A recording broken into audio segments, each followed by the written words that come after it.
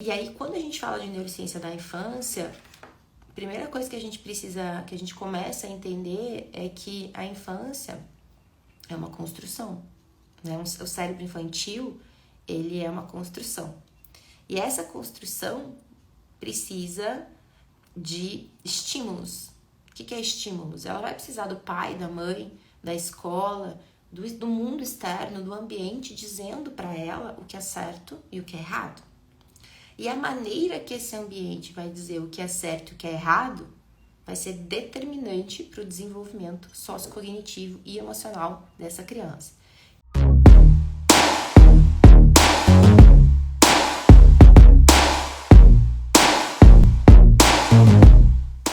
Eu acho que para todo mundo que tem filho e começa a...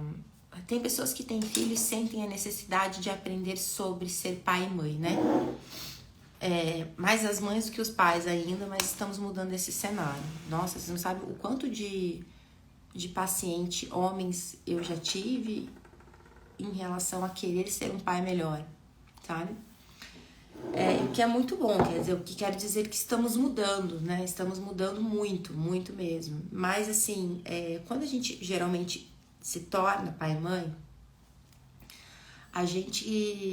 alguns de nós tem uma vontade muito grande de fazer coisas diferentes, né? De entender como que eu crio os meus filhos da melhor maneira possível. Então, esse assunto de neurociência da paternidade é um assunto que, se a gente for olhar hoje em campo de pesquisa neurocientífica, não tem muitas pesquisas exclusivas em relação aos pais. Mas agora tá tendo, né? Tá crescendo o campo de neurociência do papel do pai, da conexão do pai com o filho, da falta de conexão do pai com o filho, enfim, né? Nesse processo inteiro. Muitos anos atrás, quando eu estudei psicologia, quando eu me formei em psicologia, a ideia que a gente tinha de paternidade e maternidade, dentro do que eu aprendi no curso, né, na graduação, era que a função paterna e materna, ela era igual, né? Então, o que importava era que essa função fosse exercida para a criança, né? Qual era a função de um pai? Qual era a função de uma mãe, né? O pai tinha sua função dentro de casa, dentro do que era combinado na família. A mãe tinha sua função dentro do que era combinado com a família. Mas o importante para a criança era ter essa figura, né, de cuidador, de pessoas que são responsáveis por mim, que não fossem pais, que não fossem avós, enfim, e que, obviamente, quando não dava, ou os avós, às vezes tios, exerciam esse papel, que era um papel que ajudava a criança no seu desenvolvimento, mas, obviamente, que a ideia de quem me fez, né, pairava aí sempre no universo infantil. Então, a gente tinha muito pouca informação, né, se a gente for pensar, mas a gente ainda assim, antigamente, já sabia. Você veja, eu tô formada há quantos anos? 19 anos que eu estou formada em psicologia. Então, já há esse tanto de tempo atrás, nós já sabíamos, né, dessa função da paternidade aí na nossa vida. Isso que tá acontecendo comigo hoje é exatamente como é um universo de uma mãe, né, que tem que trabalhar. Óbvio que o meu trabalho é um trabalho muito privilegiado, né, dentro de casa, enfim, mas que é não dormir, não, de qualquer jeito não dormir, né? Não estou em pleno funcionamento com os filhos doentes. Semana passada eu estava doente, aí a minha filha pegou de mim, e quem tem filhos é assim, né? Um vai pegando o outro, um vai pegando uma coisa impressionante, esse negócio. Então é assim mesmo, maternidade, paternidade. E acho que até vale aqui eu falar, porque isso é uma das coisas importantes, porque se eu hoje, né, não tivesse dentro da minha família aplicando constantemente, todos os dias, o que eu sei de neurociência de maternidade, o que eu sei de neurociência da infância, pro meu marido, pra mim, pra minha família, eu acho que a gente hoje teria uma família um pouco mais disfuncional, né? Assim, talvez eu estivesse mais descansada, talvez. mas a minha família talvez estaria um pouco mais disfuncional, ou talvez eu fosse ver esse processo aí no futuro. Por quê? E aí eu vou explicar aqui para vocês, né, como que a gente usa esses conhecimentos para ajudar os pais na orientação, no tratamento, né, as mães também. Existe uma linha de estudos hoje de neurociência que é a neurociência materna. Já faz algum tempo, né? Então, existe aí o impacto do humor da mãe durante a gestação no cérebro da criança. Esses estudos são novos, tá? Do impacto do que acontece na gestação pro cérebro da criança. Isso aqui vem de 3, 4 anos atrás. Acho que até menos.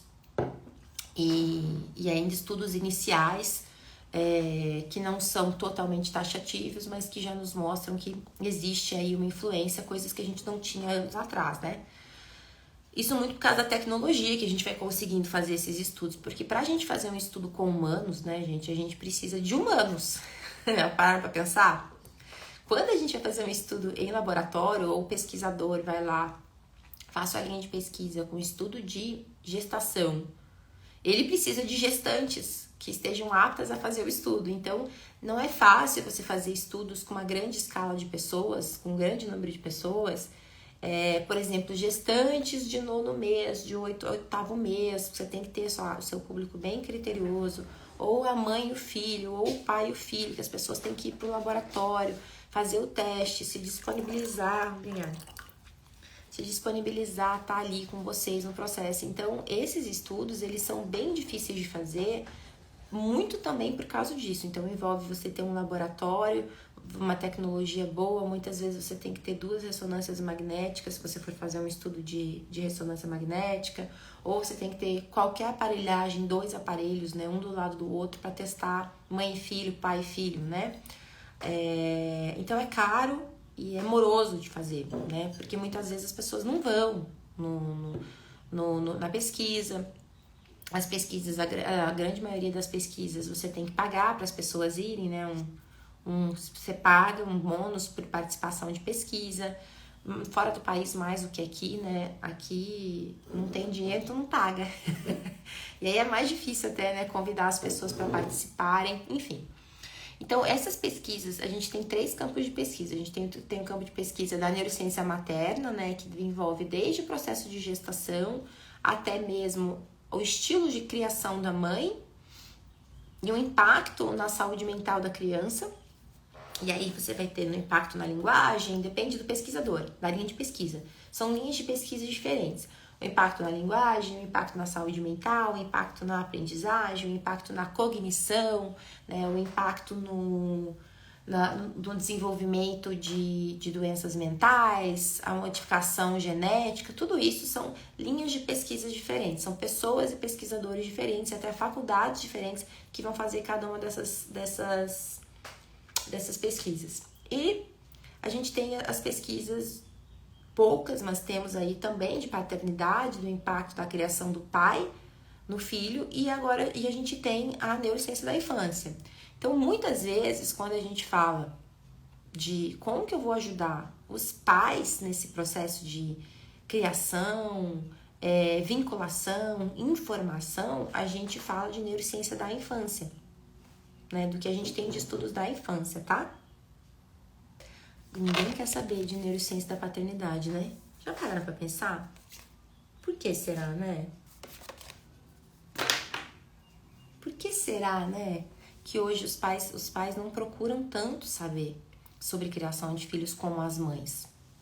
Inclusive, isso é uma das resenhas que eu vou fazer do filme da Barbie. Porque o filme da Barbie é sobre isso, hein, gente? É sobre isso, tá? Mas eu acho que é importante a gente cada vez mais falar, exatamente porque a gente ainda não tem tanta informação específica, ou também, muitas vezes, quando a gente produz uma informação, que a gente vai falar de criação de filhos, é muito interessante como a gente geralmente usa o termo mãe.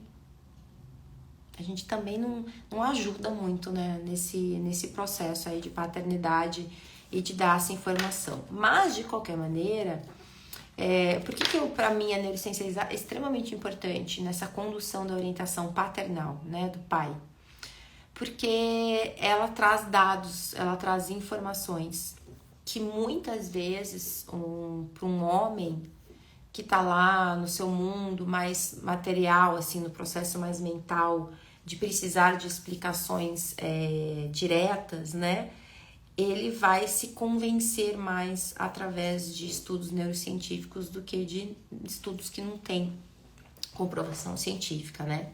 Então, às vezes, você acha por esse caminho uma facilidade um pouco melhor de trazer informação. E para algumas mulheres também, né? Na verdade, isso tem muito mais a ver com o estilo da pessoa, com o estilo de pensamento e com uma cultura social, né?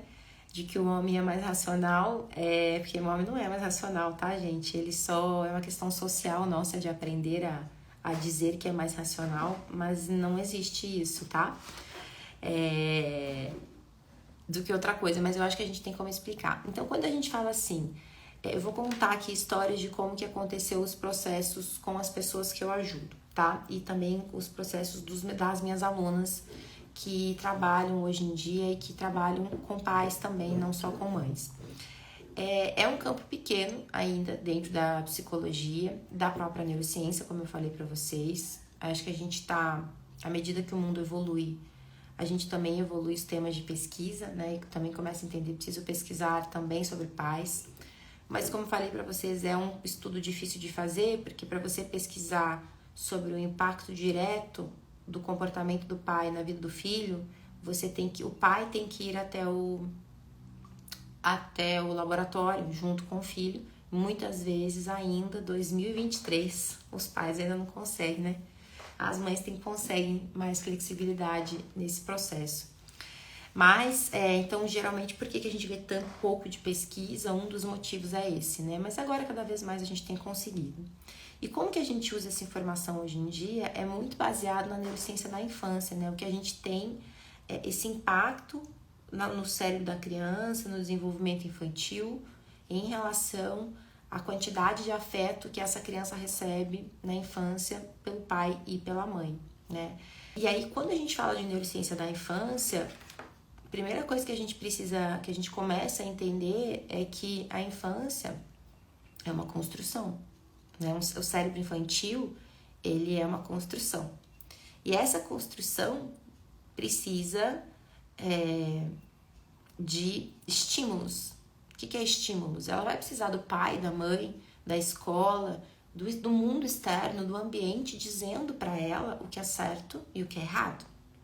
E a maneira que esse ambiente vai dizer o que é certo e o que é errado vai ser determinante para o desenvolvimento sociocognitivo e emocional dessa criança.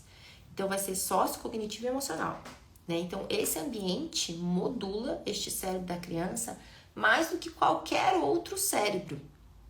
O cérebro do adolescente, ele está mais predisposto a se modular pelo ambiente. Mas dependendo do que ele teve na infância de encher essa caixinha cerebral de informação, de estrutura, ele vai ser mais ou menos influenciável por alguns padrões. Então, por exemplo, se você tem um desenvolvimento na infância com um ambiente de apego, com um ambiente seguro, com um ambiente que constrói o teu processo de estima, você na adolescência vai ter um cérebro mais preparado para identificar se o seu meio de amigos é bom para você ou não. Entende? Então, a infância realmente, para a paternidade, para mim é muito difícil, vou falar para vocês, como pessoa, sempre foi, como pessoa primeiro, porque eu sou uma pessoa, né, gente? Você sabe. Mas como pessoa física, para mim sempre foi muito difícil falar de mãe e não falar de pai. A construção que eu tive na minha cabeça, desde a minha infância, foi que as duas é mãe e pai, né? Eu tenho mãe e pai, sempre tive. Não, os dois nunca exerceram a mesma função dentro da minha casa. Sempre existiu muito mais distanciamento do meu pai do que da minha mãe, muito ainda baseado na tradição mesmo, familiar. Eu tenho uma família árabe, meu pai é árabe, então vem muito desse processo dele. Porém, na minha cabeça, eu sempre tive a ideia de mãe e pai. Então, quando eu falo pai e mãe, pra mim é muito difícil até quando eu explico, eu distanciar uma coisa da outra. E nessa construção infantil, a gente lê o ambiente desse jeito mesmo. Mãe e pai. É o contexto familiar, né? Então, por quê? Porque essas duas coisas vão influenciar a criança. Não é só a mãe que vai influenciar a criança, é quem está dentro da casa dessa criança cuidando dela. Mãe e pai. Então, se a criança tem só a mãe, vai ser só a mãe que vai influenciar dentro da casa dela. Se ela tem uma mãe e um pai, vai ser a mãe e o pai. Se ela tem um pai e um pai, vai ser o pai e o pai que vai influenciar, entende? Então, os cuidadores, as pessoas responsáveis por essa criança, que tem o papel materno e paterno, que são os pais dessa criança, influenciam. Porque eles estão ali no contexto como estímulos diários de afeto ou de não afeto, tá? Então, os dois influenciam. Isso é uma das coisas já que muita gente me pergunta. Ah, Franciele, eu sou uma mãe X, eu sou mais flexível. O meu marido não é. Isso influencia na cabeça da minha criança? Claro que influencia, porque faz parte do ambiente de criação dessa criança, né? Como se fosse o contrário também ia influenciar. Ontem mesmo, uma aluna minha me perguntou, nesse caso eram pais separados, que o pai tinha uma queixa da mãe, que a mãe exigia demais da criança para fazer afazeres domésticos, né? E o pai estava em terapia com essa minha aluna, falando que como é que eu faço, como é que eu sei e como é que eu provo para minha esposa que ela tá exigindo demais do meu filho de 11 anos, que tem que fazer tudo dentro de casa. Porque ela fica fora o dia inteiro. Então, nesse caso, por exemplo, veja, os dois são importantes e a gente tem uma função invertida, né? De um pai mais super protetor e de uma mãe mais exigente. Então, os dois influenciam. Os dois têm um peso importante dentro de casa. E eu acho que isso já é a primeira coisa importante para quando a gente vai orientar pais e mães nessa questão da paternidade, da maternidade, né? Não existe um peso maior na maternidade, no sentido de criação. O peso o impacto será por todo mundo que é responsável por essa criança, pelo pai e pela mãe. E aí a gente pode, inclusive, se essa criança fica com os avós todos os dias, por exemplo, eles também têm impacto nessa criação, nessa saúde mental, nesse desenvolvimento sociocognitivo emocional da criança, né? A escola também tem. Se a criança passa 5 horas na escola, se ela estuda meio período, né? Ela passa uma grande parte do dia dela na escola, e esse ambiente escolar e principalmente as funções hierárquicas, né? Os professores, eles têm um papel importante nesse desenvolvimento. Se a criança passa o dia inteiro na escola, mais ainda, né? Porque ela passa mais tempo com os professores do que com os pais. Se a gente for pensar, se ela passa 8 horas na escola, ela passa quanto tempo com os pais, né? Acordado por dia, 2 horas, 3 horas, né? Então, quando a gente fala em neurociência da paternidade, a gente tem que falar de neurociência da maternidade, a gente tem que falar de ambiente escolar, a gente tem que falar de comunidade. Por quê? Porque este cérebro dessa criança estará sendo construído em cima desse todo. Isso eu acho que já muda muita coisa na escola, isso já muda muita coisa dentro de casa e nas funções que nós temos dentro de casa, né? Nas funções ainda dos maias e dos incas, né, gente, que o pessoal brinca, né, de que o pai trabalha o dia inteiro e a mãe fica em casa, então o pai não cuida muito da criança, né, isso na verdade, hoje em dia, se a gente for perguntar, constrói saúde mental? Não constrói saúde mental, né, por quê? Porque essa criança precisa da presença de quem cuida dela. Independente se essa pessoa trabalha fora, se a pessoa não trabalha fora. Eu sei que não é a realidade de muitos dos brasileiros, né? Inclusive das mães, né? A grande maioria precisa trabalhar o dia inteiro, fica o dia inteiro fora de casa, chega em casa muito cansado. Mas a questão é que essa necessidade da criança de ter este contato de presença de pai e mãe, ou dos pais que moram com ela, continua sendo essencial, né? Então, independente, e aí a gente já pode pensar, muitas vezes eu trabalho essa questão da maternidade e da paternidade com os pacientes adultos, né? Então, como que foi construído com ele, se ele tinha esse tempo com o pai, com a mãe, na infância, na adolescência, se ele tinha esse tempo de ser olhado, do brincar, né? A grande maioria não tem ainda, né? Por N questões. Mas a grande questão é a gente começar, então, falando um pouco sobre isso, sobre esse... E aí a gente vai perguntar por quê, Franciele? Porque o cérebro da criança, ele se desenvolve, ele vai ter um desenvolvimento natural, né? Então, Pensa assim, uma criança nasce, você deixa ela ali no berço, dá só alimento para ela, primeiro que ela não vai sobreviver. Nós temos estudos sobre isso, né? E são estudos muito antigos, já começando na época do Bowlby com as crianças prematuras, as que recebiam alimento e as que não recebiam alimento, e as que recebiam alimento, mas não recebiam contato físico das enfermeiras. E as crianças que não recebiam contato físico, mas recebiam alimento das enfermeiras, faleciam. Então, nós somos, os seres humanos, somos seres que precisamos do ser humano para a gente sobreviver, principalmente nos primeiros anos de vida, né? Então, assim, se você deixa uma criança, né? Não pensei muito, criei, deixei, né? Alimento, leva para a escola, enfim. Este cérebro dessa criança o cérebro cresce nos primeiros anos de vida, ele vai crescendo até mais ou menos os 20 anos de idade. Então, ele vai crescendo e nesse crescimento cerebral ele vai se estruturando. As partes do cérebro, elas vão ficando maduras, né? Elas vão ficando com mais sinapses, com mais conexões, elas aprendem depois a se conectar uma parte com a outra, elas aprendem a se maturar. Então, este cérebro dessa criança, ele se desenvolve, tanto uma criança que tem o pai e a mãe dentro de casa, quanto uma criança que não tem o pai e a mãe dentro de casa, quanto uma criança que não tem pai e mãe. Todos esses cérebros se desenvolvem.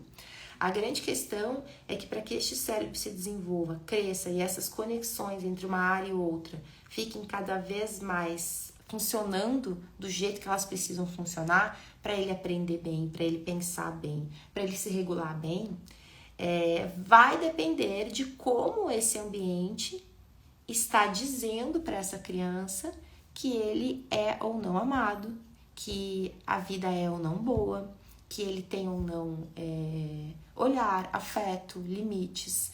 Vai depender também, óbvio que não é só isso, mas depende também de onde ele mora, das condições socioeconômicas que ele tem.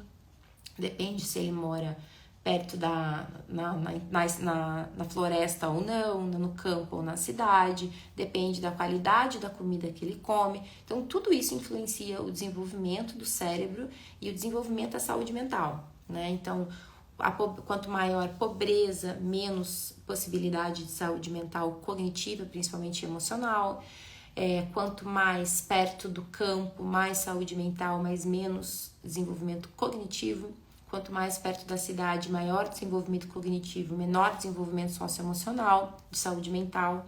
Então, tudo isso a gente leva em consideração. Mas uma coisa que sempre vai prevalecer é a qualidade de pessoas, do ambiente de pessoas que ele convive. E a questão do pai e da mãe, a questão de quem são seus cuidadores principais, ela tem uma altíssima influência. Por quê? Porque são as pessoas que desde bebê cuidam dessa criança e que são as pessoas com as quais ele vai sempre olhar e esperar afeto, né? Então, logo nos primeiros dias, por que a criança começa com a mãe? Porque ela tem essa relação vincular da barriga mesmo, né? Que vem já essa relação da barriga. Mas se você parar nos primeiros dias de vida, quando você coloca a criança no colo do pai ou no colo, né, dessa outra pessoa que cuida dela, ela já vai criando um vínculo com essa outra pessoa. Então, a criança precisa desse desenvolvimento de tempo, ela precisa que olhem para ela. Esse cérebro, para se desenvolver bem, precisa que digam o quanto essa pessoa é maravilhosa, precisa que, quando ela chora, entendam o que está acontecendo, por que essa criança chora, esse bebê, né? Qual é a necessidade dele nesse choro. Quando essa criança começa a se desenvolver, a falar, ela necessita que esses pais olhem para ela e nutram ela de afeto, de conversa, entendam o que está acontecendo no universo dela, porque a criança não compreende o que está acontecendo no universo dela. Ela precisa de um repertório de respeito, de afeto, porque possivelmente tudo que essa criança tiver até os 6 anos de idade, enquanto esse cérebro se desenvolve, se replicará na vida adulta, tá? E na vida adolescente também. Porque é como se a gente fosse carimbando este cérebro infantil para que ele se desenvolva na adolescência e na vida adulta. E muitas vezes o papel da paternidade aqui é entender essa responsabilidade, porque essa responsabilidade não é só da mãe. Essa responsabilidade é do pai também, né? Então, eu acho que a gente tem muitas coisas para conversar. Isso é um universo, né? Quando a gente vai falando sobre isso, porque existe a questão de ser uma responsabilidade compartilhada, existe a questão de que quanto mais obediência essa criança desenvolve por medo, eu tenho medo do meu pai, eu tenho medo da minha mãe, pior é o desenvolvimento cognitivo e emocional dessa criança na idade adulta, porque ela aprende a desenvolver uma relação vinculativa de medo.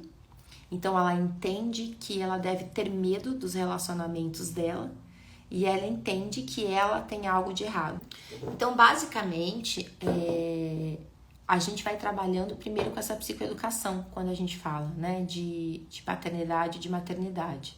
Então, esse processo, quando a gente vai explicar para um pai, quando a gente está lá numa escola ou num consultório, é importante a gente explicar sobre essa constituição do cérebro, né? Porque quando a gente explica que é o contexto do todo, não é só o pai, não é só a mãe, a gente já começa a dar essa ideia de que não tem... que a responsabilidade do criar, do estar junto, não é de uma pessoa só. Ah, mas por que não, Franciele? Qual é o perigo dessa criança ter só a mãe como sua referência de criação e o pai, a pessoa que sai para trabalhar, volta, de vez em quando leva no futebol, ou de vez em quando faz alguma coisa, ou o pai como aquela figura de medo ainda, né? Ah, eu vou falar pro seu pai vai te fazer não sei o quê. Isso qual é o perigo? O perigo são dois. Que esse cérebro que se desenvolve com a ideia de que eu tenho duas pessoas que cuidam de mim, meu pai e minha mãe, são os responsáveis pela minha vida, tá? O meu pai e minha mãe cuidam de mim, mas um deles se afasta, não quer estar comigo. O que um cérebro de uma criança pensa? Meu pai não quer estar comigo. Não, mas a gente explica para ele que eu preciso trabalhar, mas o cérebro, lembra que o cérebro de uma criança ele é imaturo, ele não está constituído. Então, como ele não tem ainda, principalmente o córtex pré-frontal, que é essa parte aqui desenvolvida, ele não consegue ter esse entendimento refinado das coisas. Ele entende as coisas de uma maneira meio brusca, se a gente fosse pensar. Então, se ele lê o ambiente, meu pai não está aqui, minha mãe está, meu pai sai para trabalhar, quando ele volta está cansado, nem conversa comigo direito, a leitura que essa criança faz essa é a leitura de um cérebro imaturo. Ah, mas eu explico que eu trabalho. Eu sei, eu entendo, ele explica, meu pai trabalha, mas o trabalho é mais importante do que eu.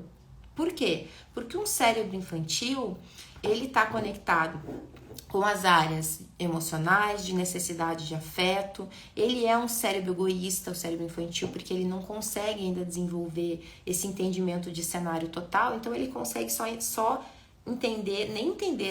captar as necessidades do seu corpo. Por isso que a criança chora porque ela quer as coisas, por isso que a criança faz birra, porque ela não consegue ter essa compreensão do todo, né? E muitas vezes quando a gente, por exemplo, o pai ou a mãe brigam, deixam de castigo, não é que a criança entendeu a compreensão do todo, ela só para de agir sobre uma punição. Como a gente tende a não querer ser punido, no ser humano, principalmente um cérebro infantil, ela para aquele comportamento porque ela não quer ser punida, não porque ela entendeu que ela não pode fazer aquilo por isso, né? Então, dessa mesma maneira, esse cérebro rústico, que não faz essa conexão entre emocional que está lá dentro do cérebro, até o racional, até a concepção de memória que está aqui no córtex pré-frontal, esse córtex pré-frontal de uma criança, quando a gente olha uma imagem cerebral, ele é todo imaturo, ele não está totalmente formado. Então, essa incapacidade de entender esse contexto refinado de informação faz com que a criança entenda o distanciamento do pai ou da mãe de eu não sou importante para ele. Por quê? Porque é o eu para a criança. Mesmo se a gente explicar, infelizmente, mesmo se a gente explicar. Entender uma frase cognitiva não quer dizer que a dor vai embora junto com esse entendimento. Não para uma criança. Nem para um adolescente. Nem para um adulto. Pensem na vida de adulto, às vezes a gente fala assim, só numa vida de adulto, qualquer exemplo. Poxa, eu queria que aquela pessoa gostasse de mim. Ou eu queria que aquilo da minha vida tivesse sido diferente. Queria ter ganhado isso, não ganhei. Queria ter conseguido esse trabalho, não consegui. Cognitivamente a gente entende, nem sempre a gente consegue as coisas. Mas isso não deixa de causar dor na gente, emocional. É o mesmo processo para um cérebro de uma criança, só que a criança não tem nem esse entendimento. Ah, a vida é assim, ela não tem esse entendimento, né? Não tem esse entendimento do que isso representa, né?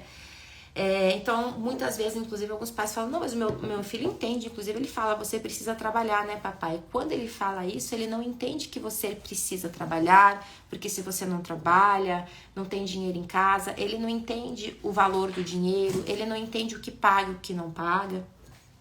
Ele entende, ele só está replicando uma frase que ele aprendeu com você. Então a gente precisa entender esse processo, porque ainda assim aquilo é menos importante que ele. Poxa, Franciele, mas uma criança pobre, que ela vê que não tem comida e o pai precisa trazer comida para dentro de casa, ela vai entender um pouco mais, ela pela dor do processo da pobreza, entenderá que quando o pai não sai, não tem comida dentro do prato. Mas ela não deixará de se sentir sozinha e com falta de afeto. Entendem? Então são coisas diferentes. E quando a gente começa a explicar isso para o desenvolvimento da paternidade, a gente começa a falar assim, não é porque a sua realidade não te permite que a sua criança deixará de sofrer essa necessidade de afeto, de olhar e de vinculação, de presença. Ela necessita. Então ela vai pensar, tem 2 pessoas na minha casa, numa família tradicional, meu pai e minha mãe. Meu pai não me tem como prioridade, eu não sou importante para ele. A minha mãe me tem. Se essa mãe ainda, ou às vezes é ao contrário, né? Mas se essa mãe ainda tá aqui, sempre briga comigo, a minha mãe me tem como prioridade, mas eu devo ser uma criança muito ruim, porque ela só briga comigo. É isso que uma cabeça de uma criança compreende. E aí na adolescência ela possivelmente...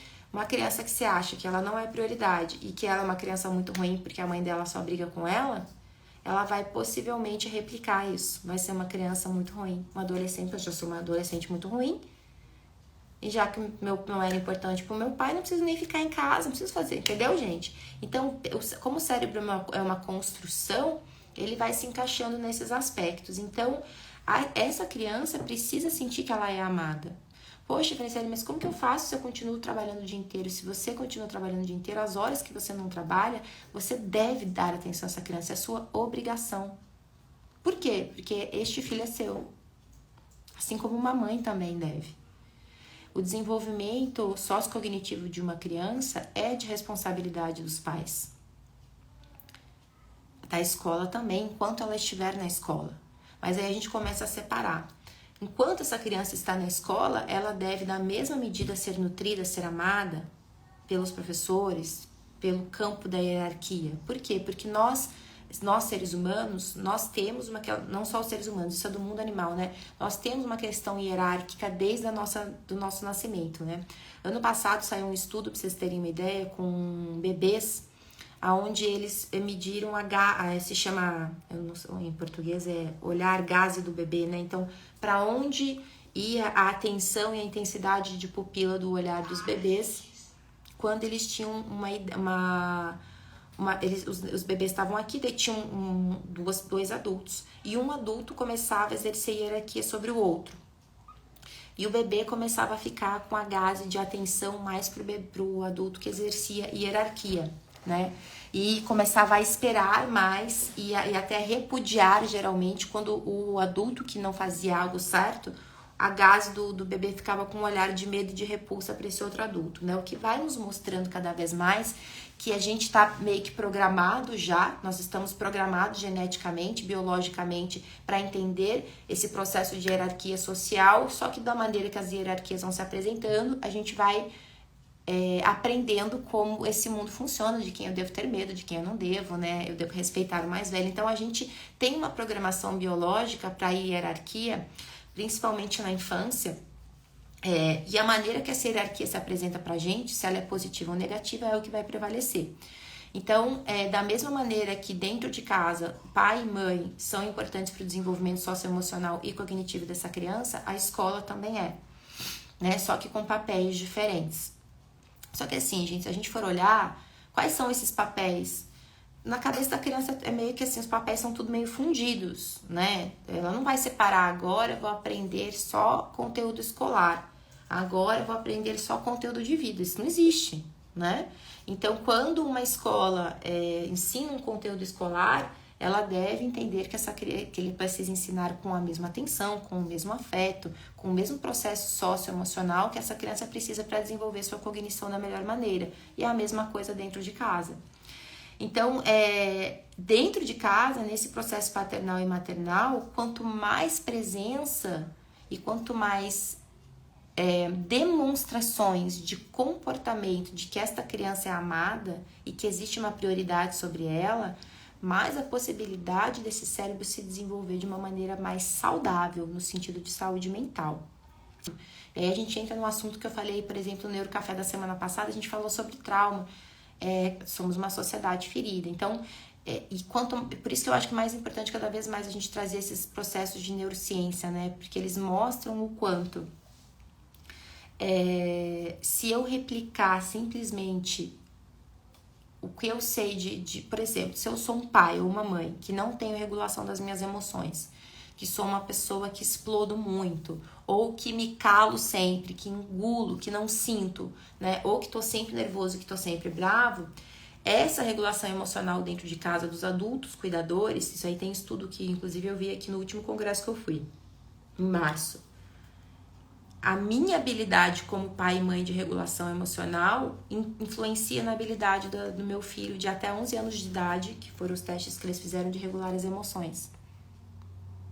Então a gente fala assim, eu sei que a gente ainda tem um pouco da psicologia tradicional, não, tudo bem, você pode regular suas emoções como você quiser, não pode. Se a gente é pai e mãe, a gente tem que ter responsabilidade disso também. Então às vezes a gente não quer melhorar pra gente teria que melhorar porque nós temos filhos e nós somos responsáveis pela saúde mental dessas crianças, sim. E cognitiva, que vem tudo junto, né, gente? Saúde cognitiva, saúde emocional, saúde socioemocional. Então, quanto mais eu tenho como pai e mãe habilidade emocional, quanto mais eu aceito as minhas emoções, regulo, me permito sentir, sei que eu fico nervoso, mas me acalmo, sei que eu fico triste, mas continuo sem ter que engolir as emoções, fingir que eu não sinto nada, mas também sem ter que estar o tempo todo explodindo emocionalmente. Quanto mais eu faço isso, mais a minha criança, que a gente tem dos estudos, vai conseguir fazer, né? E quanto menos eu faço, menos a criança consegue fazer. A gente tem aí estudos que saíram, eu nem sei se esse estudo já foi publicado, tá, gente? Mas tem 2 estudos já que eu vi no congresso agora, em março de 2023, de neurociência afetiva que eu fui. Quando o adolescente teve seu filho e continua morando com os pais e sua mãe, a avó do bebê assume mais esse espaço de cuidar da criança, mais do que a própria mãe, causa danos de comportamento. Quando a gente pensa assim, pessoal, causa danos de comportamento, isso é uma das coisas que eu falo muito para os meus pacientes, principalmente quando eles são pais, é porque a gente ainda tem uma cabeça, olha a nossa cabeça, causa danos de comportamento? O que são danos de comportamento? Essa criança vai se irritar muito? A nossa preocupação não deveria ser no comportamento. Por quê? Porque o comportamento é manipulável no sentido de... Eu posso ter pesquisas que a gente tem nas pesquisas, 2 grupos de crianças. Um grupo com os pais ou as mães que orientam, que estão próximos, que a criança faz uma brincadeira, erra, a mãe fala, filho, vai só por ali que ajuda, mas de uma maneira afetiva. E o outro grupo que só larga a criança, não faz nada, não interfere. Que é o que nessa pesquisa eles chamam de uma maternidade ou de uma paternidade mais orientativa, junto, e de uma paternidade distante. Ainda tem um outro grupo, tem uma outra pesquisa que fez com o terceiro grupo de uma paternidade autoritária. Faz assim, tem que ser desse jeito. O grupo desse autoritarismo tem que ser desse jeito, né? Sem afeto, trazendo para a criança esse senso de que ela não sabe fazer. Essa criança, quando logo depois foi colocada para fazer uma regulação emocional, não consegue. Ela tem dificuldade de regular a emoção, ela tem dificuldade, inclusive, de aprendizagem. Algumas, não são todas, tá? A outra criança que teve distanciamento, também depois, tem um estudo longitudinal que fizeram, essas crianças voltaram 3 anos depois. Então, as crianças que tinham essa orientação de distanciamento, que era de estilo dos pais mesmo, tá? Então, eles observaram esses estilos dos pais e dividiram em grupos. Foram crianças que se desenvolveram com mais dificuldade emocional. As crianças que tinham um pai mais orientativo, que estava junto, mais facilidade emocional. E esse pai mais autoritário, mais dificuldade emocional. Só que quando essas crianças iam para a execução, algumas das crianças do estilo autoritário acertavam bastante as provas, os testes cognitivos. Ou seja, comportamentalmente, ela acertava tanto quanto a criança, mas emocionalmente ela não regulava. Entendeu? Vocês estão falando aqui, não foi isso que ela perguntou, eu sei, a Raquel é minha aluna, tá, gente? Só tô aproveitando aqui as perguntas que vocês me fazem para explicar o que eu preciso explicar. Viu? Então é isso. Porque muitas vezes, hoje em dia, paternidade e maternidade, para quem não sabe ler artigo, para as pessoas que não têm informação, que é quase ninguém, né, gente? Eu fui aprender a ler artigo científico no meu mestrado. E foi difícil de aprender, não foi fácil. Só quem estava comigo sabe, nos primeiros artigos científicos que eu lia sobre isso, eu demorava 2 horas para ler um artigo. Eu cheguei a pensar que eu nunca mais fosse conseguir concluir. Aí fui aprendendo a ler, fui aprendendo a aprender, fui aprendendo a entender esse processo. Então, assim, quem tem acesso a essa informação são pouquíssimas pessoas no país, né? Então, vamos pensar, o que esses artigos trazem? Se a gente não sabe ler, ou se a gente comprou só o livro do fulano de tal, a gente vai falar assim, não, mas essa criança se tornou as crianças que têm pais autoritários têm muito sucesso na vida.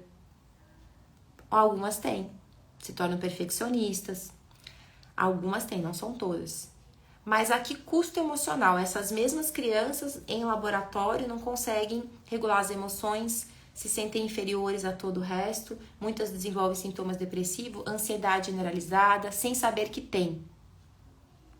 Então, é nesse processo que a gente tem que olhar. Então, hoje em dia, quando a gente explica maternidade e paternidade, a gente geralmente está olhando para esse comportamento final. Ah, mas ele continua indo bem na prova. Ah, mas ele parou de fazer birra. Isso é comportamento. A que custo? Se você conseguisse, talvez com um pouco mais de vezes, ter o mesmo comportamento, só que com saúde mental, você não faria? Deveria, porque a nossa responsabilidade de pai e mãe não é só criar filhos que tenham sucesso no mundo. Aliás, a nossa responsabilidade nem é essa, né? Criar filhos que tenham sucesso no mundo. É criar filhos que tenham saúde mental e cognitiva suficiente para que eles possam trilhar os próprios caminhos do mundo. A gente inverteu um pouco as coisas aí. Então, a gente fica criando filhos que tenham sucesso. Mas esse sucesso sempre tem um custo emocional, se a gente não souber dessa participação na criação das crianças, em ter tempo de qualidade com as crianças. E não é só o tempo, né? É entender as minhas emoções, é entender que a minha frustração quando meu filho diz não é minha, do adulto. Eu sou adulto, eu tenho que me regular. Toda vez que eu mando uma criança calar a boca, eu estou ensinando para essa criança que um adulto tem domínio sobre ela. O cérebro de uma criança não vai entender que é só o pai e a mãe. Por quê? Porque eu já expliquei, ele é imaturo, ele tá rústico. E essa criança vai ter mais dificuldade de estabelecer limites na vida adulta. Tem uma partezinha nossa, do nosso sistema límbico, que ela tem esse estabelecimento de limites, né? E ela vai se desenvolvendo e ela vai aprendendo esse estabelecimento de limites. Ou ela vai replicar isso com os outros, ou ela vai ter dificuldade. E aí começam as ansiedades, aí começa o perfeccionismo. O quanto de pais perfeccionistas que eu já atendi, vocês não têm ideia. E eles chegam com uma história linda de perfeccionismo. Estavam bem até terem filhos e o trabalho começar a mudar, e eles tentando cuidar dos filhos e tentando fazer tudo. E aí eles colapsam. É como a mãe, né? As mães também, né, gente? As mães têm a mesma questão. Mas olha que importante a gente entender sobre esse processo. Porque se desenvolveu um filho de sucesso, ou muitas vezes em sofrimento porque não conseguiu ser um filho de sucesso. Era isso que meus pais queriam de mim. Entende? Então, todas as vezes que a gente vai explicar para um pai e para uma mãe, mas eu acho que nesse sentido, cada vez mais a gente precisa explicar para os pais, né? A importância de uma criação com respeito, com afeto, que isso não tem nada a ver com falta de limites, é a maneira que a gente vai estabelecer esses limites que importa. Então eu tenho 2 maneiras nesses estudos, assim, são 2 maneiras de orientar o filho na brincadeira, o pai autoritário, ele vai dizer assim, faz assim desse jeito, que eu mandei. Vejam a impostação de voz, a autoridade, a falta de respeito. Porque imagina se uma pessoa fala assim com você na rua, né? Ele fala que sai daqui. Agora, o pai afetivo, mas que orienta, fala, filho, ali, ó, por ali. E aí o filho vai se descobrindo, o pai só orienta, com respeito, com afeto. O pai autoritário, o filho vai fazer assim, vai fazer. Meio que tremendo, mas faz. O outro filho talvez não acerte na primeira. Você fala assim, filho, por ali. Ele fala, não, papai, eu quero tentar de outro jeito. Então tenta. A gente espera a criança errar. É o respeito à aprendizagem do outro. Eu tô tendo que, esse pai afetivo, tá tendo que controlar suas emoções e a sua expectativa. Olha a importância de regular as minhas emoções. É difícil, gente, é muito difícil, porque nós não aprendemos isso na nossa infância. Então, o tempo todo a gente tem que ficar aqui em tratamento, entendeu? Mas a gente faz. E esse filho se desenvolve entendendo que existe respeito na aprendizagem dele. Mas existe uma orientação. Não, filho, não pode quebrar. Isso aqui é do outro. A gente não quebra o que é do outro. Vejam, eu tô dando um limite. Mas eu não tô falando, filho, não pode quebrar. Eu tô falando, filho, esse é do outro, não quebra. Quantas vezes? Até ele aprender. Já o pai ausente não fala nada. Ou a mãe ausente. Não deixou. Isso é negligência, tá? Além de ser negligência, não ajuda, obviamente, no desenvolvimento nem sócio, nem afetivo, nem emocional em nenhum deles, entenderam? Mas entendam que o problema da criação de autoridade, autoritária, e a criação orientadora é que as duas dão resultado de performance. Essas duas crianças acertam os testes cognitivos mais tarde, 3 anos depois. Só que uma tem mais regulação emocional, a outra não tem. Deixa eu ver aqui. Agora vocês estão querendo saber dos artigos. Como você fez para aprender a ler os artigos? Eu fiz um mestrado, Líndia, para aprender a ler artigo, né? Meu mestrado em neurociência foi para aprender a ler artigo. As primeiras aulas de neurociência a gente aprende a ler artigo, né? A ler, depois eu tive 2 matérias de estatística avançada. Não pense que é a estatística que a gente conhece, não é. É uma estatística que ninguém nunca viu na sua vida. Vocês sabem o que é isso? Que é a gente que faz a estatística da pesquisa, para entender se a estatística do artigo é válida. Aí você aprende sobre os métodos de neurociência, para entender o método que ele usou ali. Então, basicamente, você passa o mestrado inteiro para saber ler, tá? Cresci debaixo de muito autoritarismo, sou super perfeccionista e muito procrastinadora. Faz sentido? Faz. É basicamente isso que eu tô dizendo, tá? Na adolescência é difícil esperar ele errar. A consequência, muitas vezes, é para a vida dele. Eu repensaria, né? Isso daí. Será? Será que uma consequência de um erro, de uma aprendizagem, de você estar junto, é para a vida dele? Esperar, errar, depende do que estamos falando, né? Óbvio, né, gente?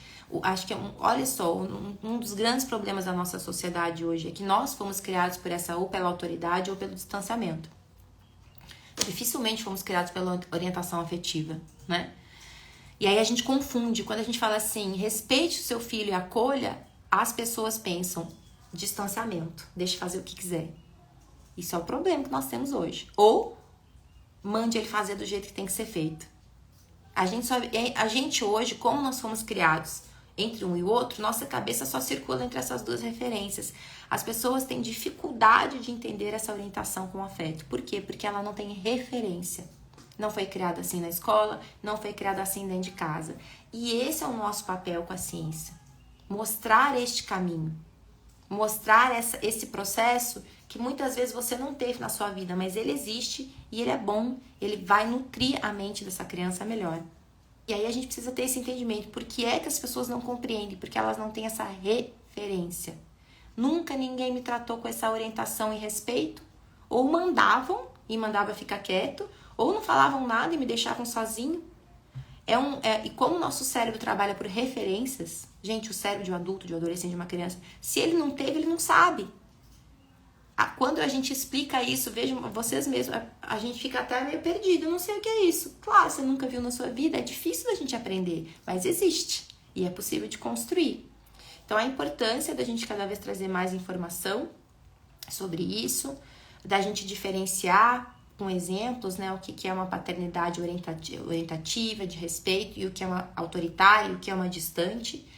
E a gente diferenciar que sim, as duas talvez vão trazer comportamentos bons, mas com ou sem saúde mental, com ou sem autonomia. Rapidamente, para a gente ir terminando, um dos grandes problemas hoje das empresas, vocês sabem que para quem já me acompanha, que eu trabalho com empresas há anos. E eu treino executivos há anos. Altos executivos, médios executivos, enfim, né, de cargo. Uma das grandes questões há muitos anos eles precisam ter criatividade, senso de autonomia, proatividade. E por que é tão difícil desenvolver isso em altos executivos ou em executivos? Porque eles ou tiveram uma criação muito autoritária. Então, como que eu vou aprender a tomar decisões para a minha vida se eu sempre fui mandado e eu fiz o que me mandaram? Eu sempre fui obediente e agora eu tenho que pensar sozinho. O cérebro tem muita dificuldade de fazer isso porque ele age por repertório.